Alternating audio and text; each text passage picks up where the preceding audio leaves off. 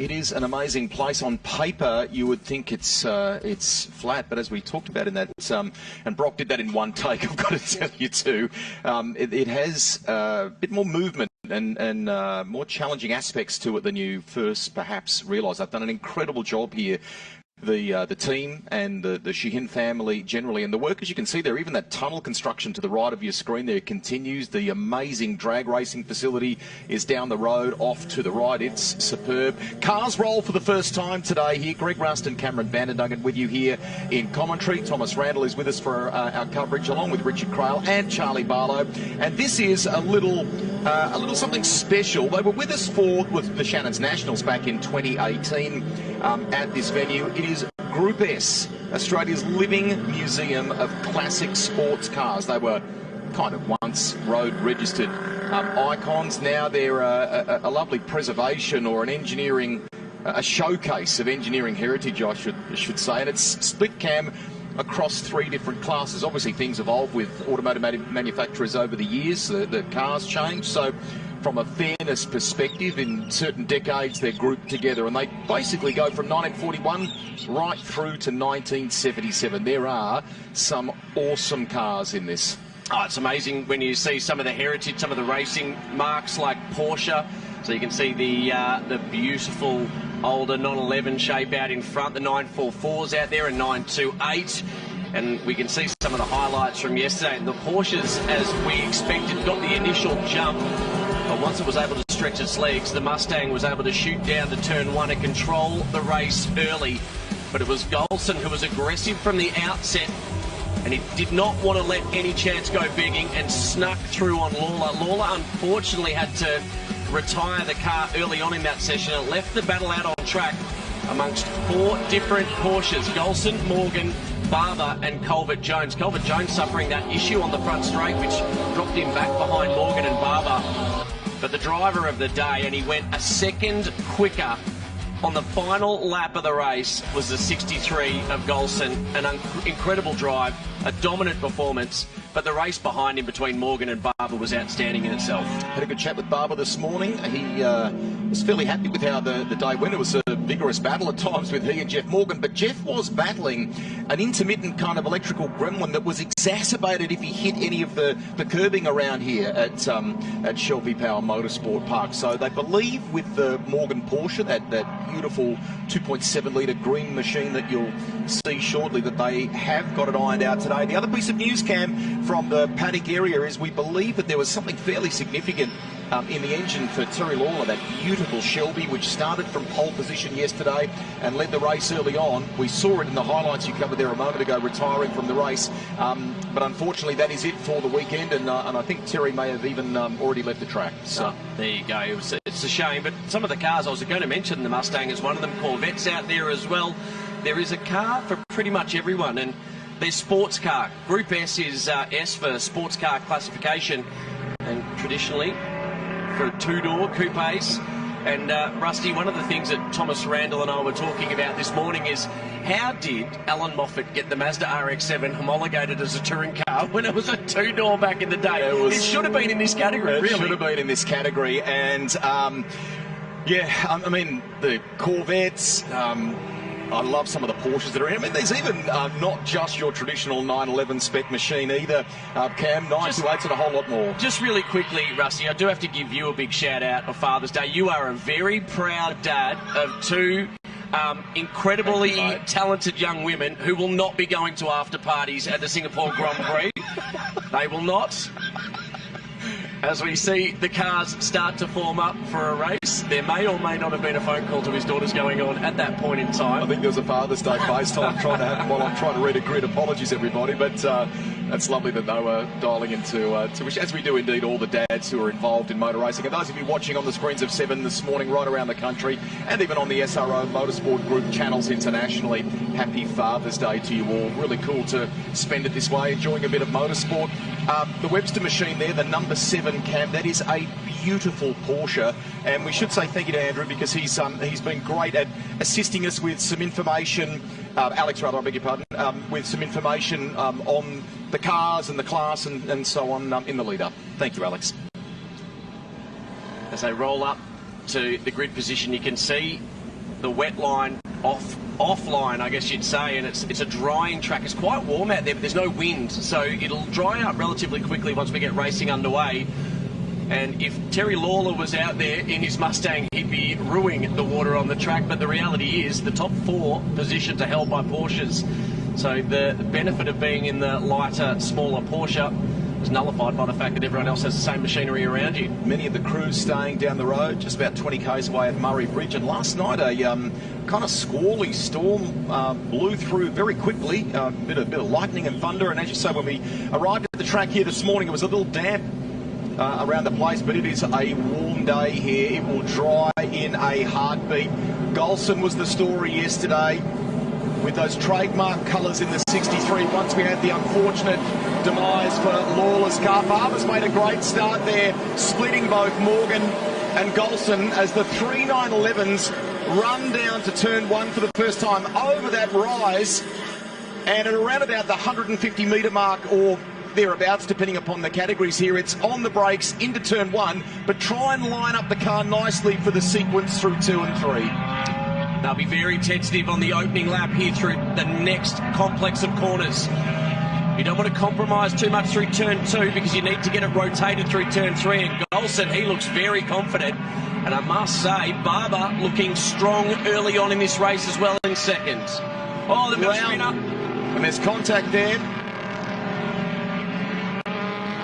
Robinson's gone around. You can see the damage to the left-hand side of his Porsche, and it was with a 928, I think, Cam. So the 2 German marks, albeit very different machines that originally, I guess, came out of Stuttgart there, involved in a bit of contact. I think that's Alex Webster making a move there too, picking up a spot. Barber is running right with Golson here.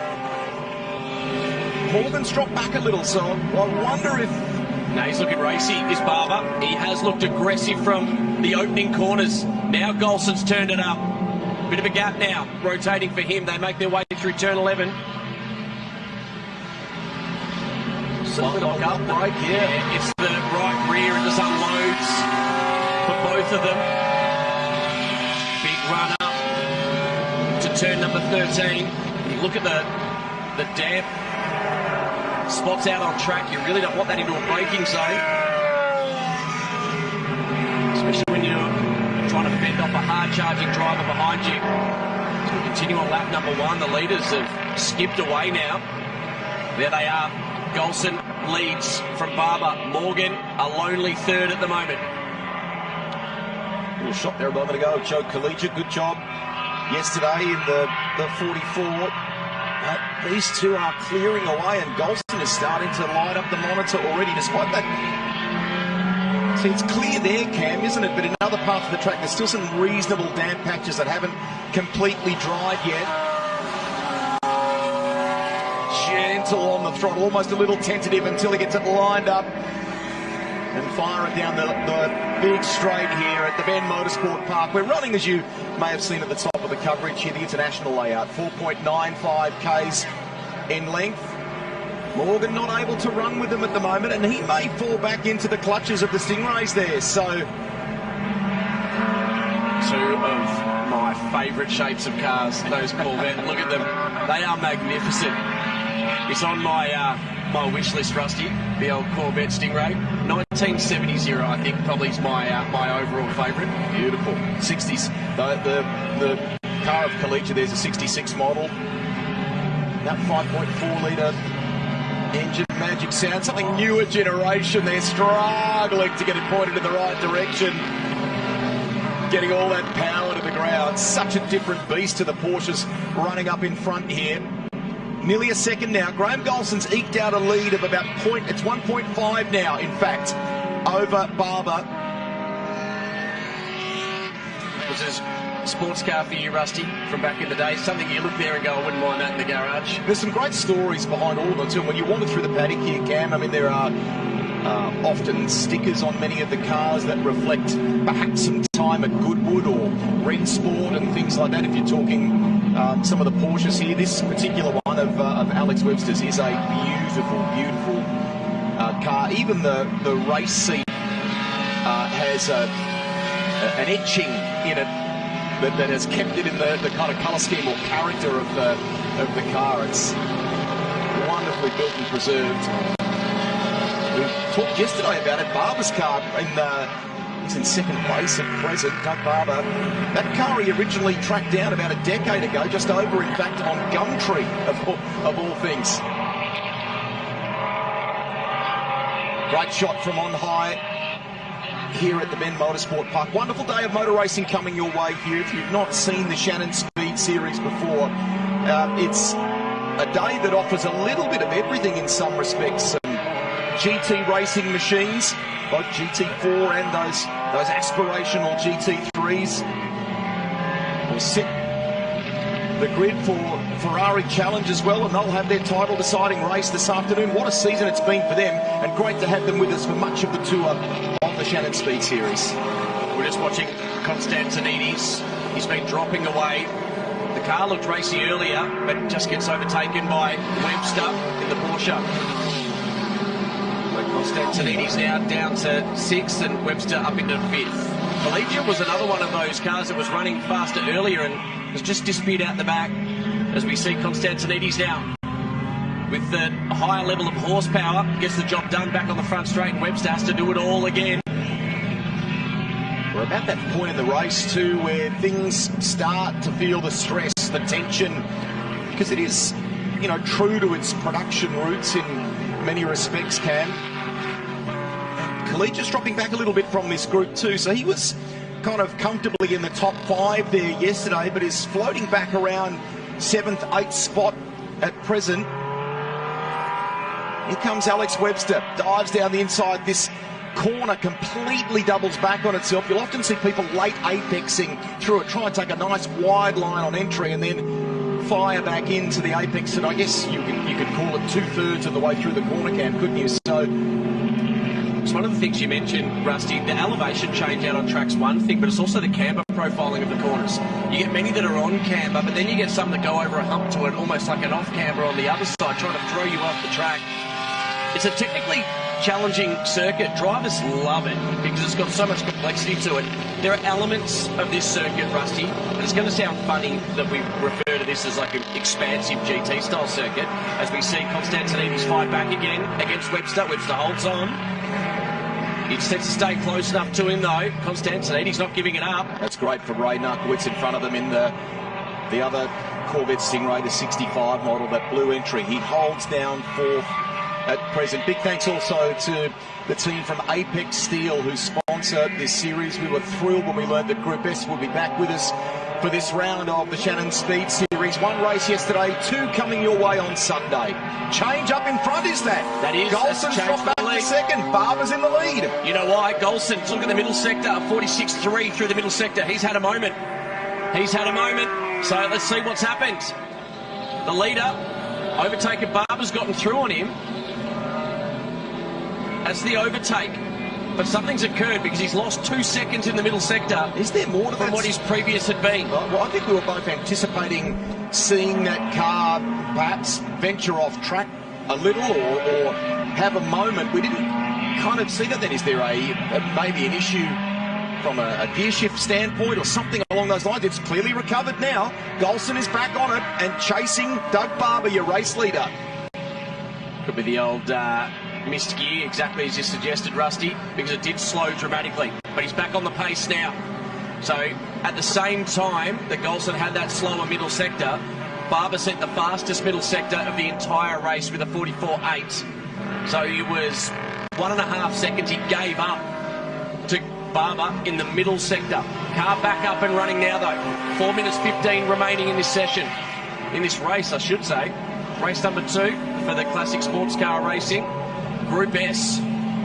There ain't no party like an S-Club party, I can tell you, Rusty. You have been waiting to do that, haven't you? Golson's car is a 76 Carrera 3. And Barber also in the similar vintage, both in 1976 models. This is going to be very interesting back end of the race. Remember how fast Golson was on the last lap of the race yesterday, Rusty? He wants this race win. They're going to put on a show. 3 minutes 30, plenty of racing to go.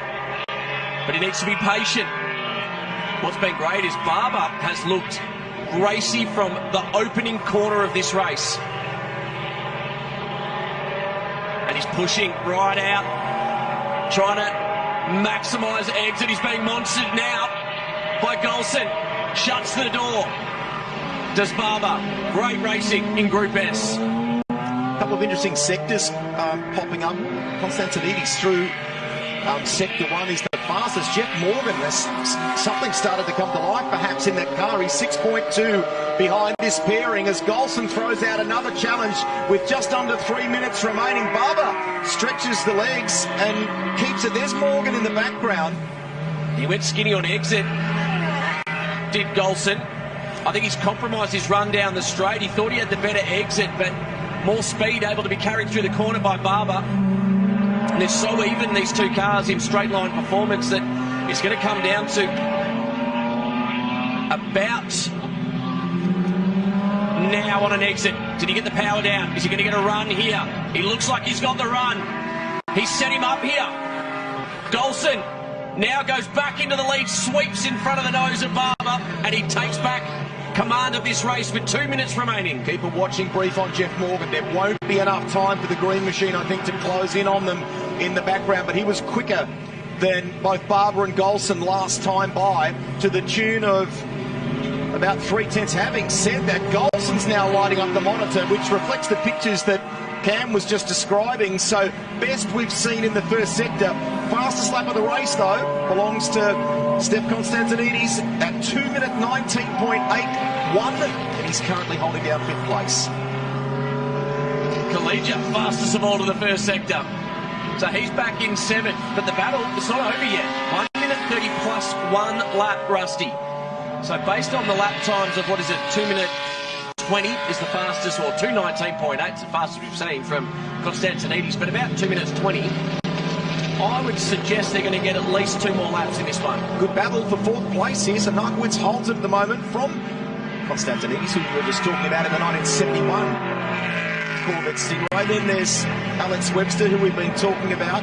And then Joe Collegia. He too has maybe kept a little something in the back pocket for the end of this race. It's not good from a position in the racing order, but fastest that we've seen through the first sector in that 44. Back we go. Barber's again closed that gap.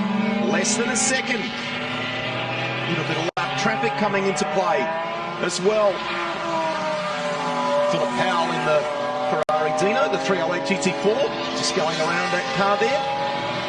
So we've got 2 laps remaining, Rusty. 33 seconds left on the clock. Fastest lap of the race, just set by Golson at 2:19.5. And 2 laps remain in this one as Morgan now goes fastest, as the track's really drying out at 2:18.1 from Morgan. Look at them, 3 wide down the main straight here. This hurts Webster, but Alex will get the chance to regain any lost ground against the Corvettes. Oh, is he brave enough to hang to the outside? Can't risk it. Yeah, look at that, nice. Oh, the 85 sweeps across the front. Constantinides, he cannot let Webster through. Traffic's helping Constantinides. Circuit clearly keeps getting better from a confidence standpoint, Cam, with those damp patches drying. Morgan with the quickest lap of the race that we've seen so far, and the clock's counted out. Morgan's managed to get that 3rd place car down to 2:18.14 as Webster makes the move, but it's the over-under treatment. Constantinides comes back at him. This is great stuff. He knew it. He left it open because he had to open up the corner, the Constantinides. This is a great battle. Much respect between both drivers. 2 very different vehicles. All he has to do, though, is stay close enough. He'll have the straight line advantage. Webster needs to clear out from here. While this is going on, Jeff Morgan goes fastest of all again through the first sector. Great race. These two have never left each other's side. We've got great partners for this series in Shannons, Cam, don't we? We should, as we get to soak up and enjoy some of these great cars still battling away, whether it's, vintage, veteran, classics, hot rods, you name it. No one knows your passion like Shannons, and you can jump online. 134646, talk to one of the Shannons team about insurance for cars like this today. Constantinides. He shows just how hard he's pushing. Rusty, he's throwing everything at Webster. Morgan He's on an absolute purple all-time lap here on this race anyway. We'll have one lap remaining. We're starting that last lap now. Morgan, look at this, right on the back of Barber. They both appreciated the battle yesterday. It got intense at one point, I think, between the pair of them, and Jeff's got by. A 2:15.4 from Jeff Morgan. Amazing. 3 seconds quicker than Golson.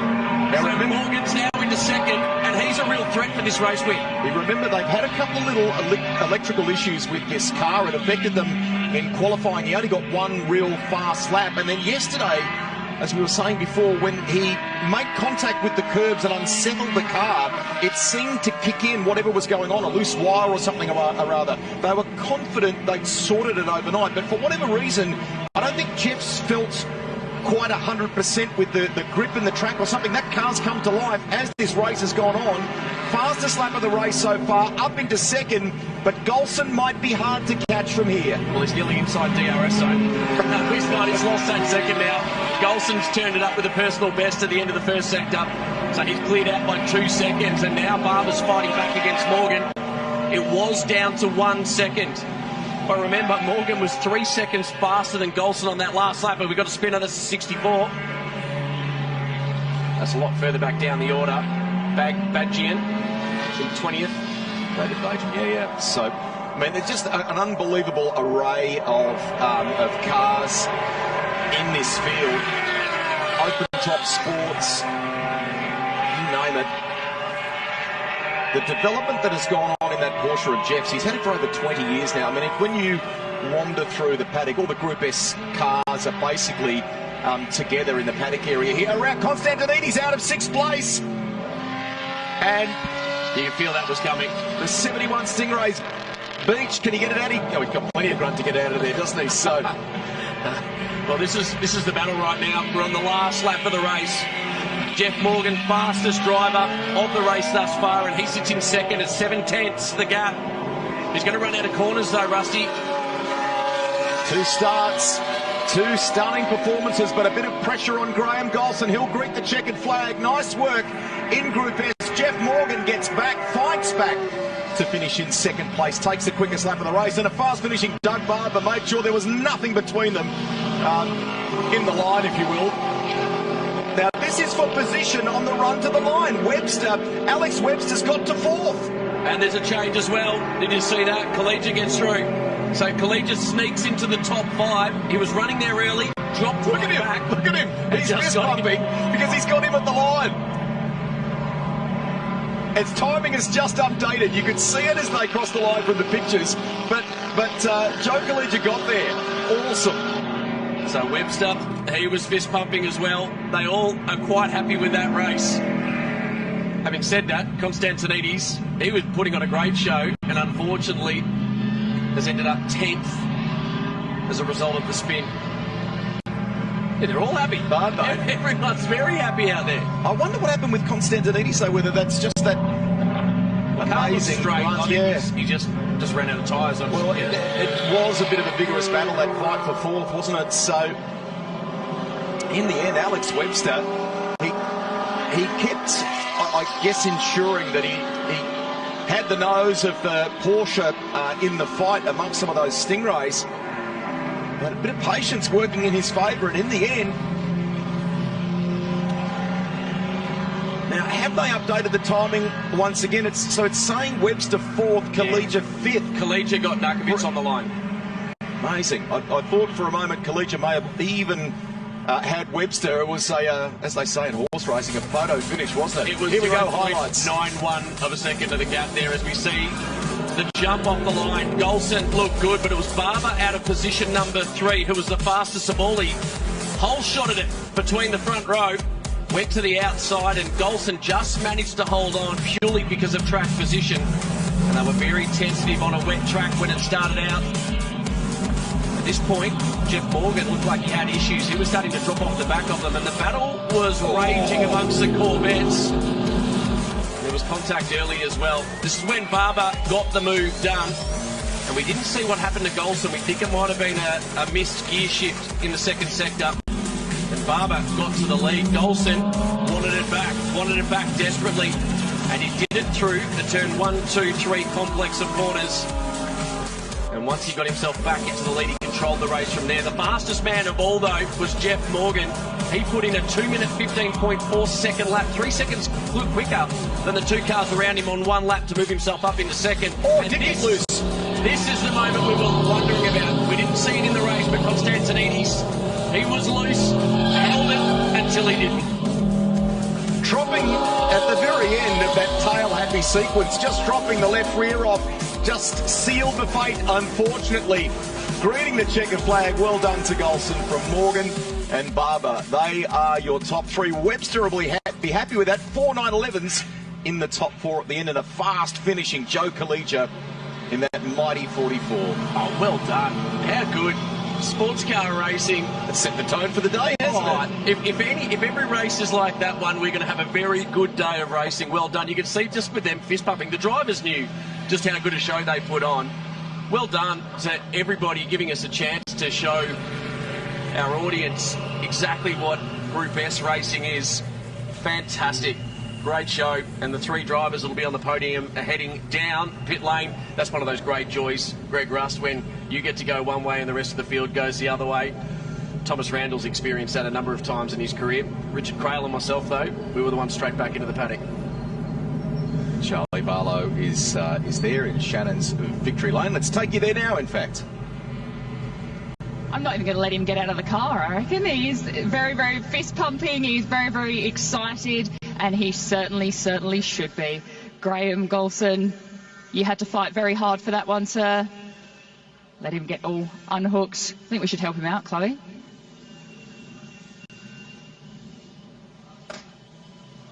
What a battle that was, and how fantastic to start our Sunday with this Group S action. Graham, I'll help you out here, sir. Congratulations. Wow, what a battle that was. Yeah, these guys were keeping me pretty honest. It was very tricky conditions. But yeah, great race, great race. And talk us about that pre-race issue that you might have when we saw the overtake. What happened there? Oh, I think I was just getting used to the conditions, really. It was just a bit slipperier than I thought in some places, that's all. But you recovered very well. You got past him again, and yeah, you had to hold on to it, though. They did not make it easy. No, they didn't. Once my tyres got a bit of heating to them, it was a bit easier, but yeah, they were all over me. It was great. Congratulations. Enjoy it and go again this afternoon. Thank you, thank you. All right, let's talk now to Jeff Morgan, the man that was extremely fast. There was one point, Jeff, that we actually didn't think you would catch them, but how wrong we were. Talk us through your race. Well, fantastic race. Congratulations to Graham, first of all, and to Doug for a great race, and Porsches 1, 2, 3, so we're happy with that. I'm on different tyres, so it takes a few laps for these old girls to come on, and probably just being a bit cautious to make sure I wasn't visiting the infield. But, you know, fabulous race, and just hats off to the organisers. This track is sensational. For my first visit, I'm loving it. Talk us through those moments where you were just churning through the times and you were getting faster and faster as we were heading towards the end. So you had full confidence that you could make it there. Well, I saw Graham and Doug fighting, so I thought this is my chance, you know, slowing each other up and giving me a chance. It was nice of them to wait for me, actually. I don't think that was the case. Enjoy. Back again this afternoon. Thanks very much. Look forward to it. And Doug Barber, congratulations. That was quite a battle to watch. Thank you very much for the entertainment. Couldn't quite hold on to it, though. No, it's what happens in the end, isn't it? Got to keep Jeff out. I wasn't expecting you to come up there. I thought we were on the last lap before that, so it was all good. And talk us through that overtake for the lead. I'm not sure really what happened. I just managed to come through. It's historic cars. You never know what's going to happen, do you? So it was all good. It was a bit damp out there, so we just managed to get through. Yeah. And your third, how'd you get yourself up a little bit further this afternoon? Well, I just get a better start than Jeff and stay there. That's it.